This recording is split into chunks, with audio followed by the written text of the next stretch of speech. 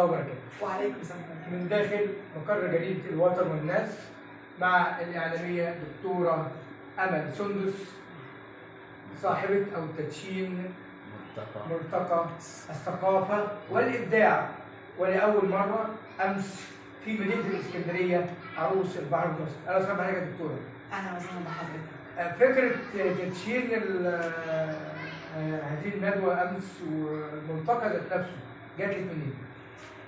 من خلال حضوري للفعاليات والندوات والمؤتمرات في القاهرة والإسكندرية، فحبيت ان انا اجمع وادمج بين القاهره والاسكندريه شعراء، ادباء، كتاب، اعلاميين، صحفيين، تنميه بشريه، ليظهر المواهب الشابه على الساحه.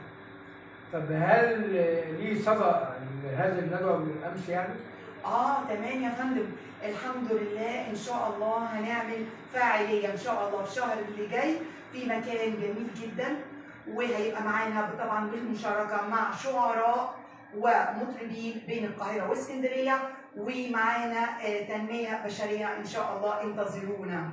طب هل حضرتك في موقع الكتروني لهذا الملتقى؟ جريد ان شاء الله تحت الانشاء.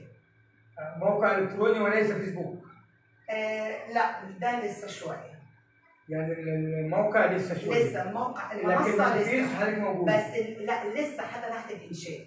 ليه؟ هقول لحضرتك، لان انا كان معايا اكتر من صفحه والصفحات كتير قوي اتاخدت، فحاليا انا قلت هعمل بس بعد ما الندوه الاولى تنجح.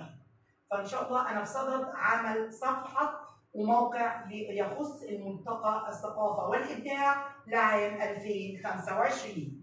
شكرا جزيلا لحضرتك دكتوره امل سندس، صاحبه ملتقى الثقافه والابداع بمدينه الاسكندريه عروس البحر الابيض المتوسط. كان معكم الدكتور مجدي الناظر، المستشار الاعلامي لملتقى الثقافه والابداع. شكرا جزيلا.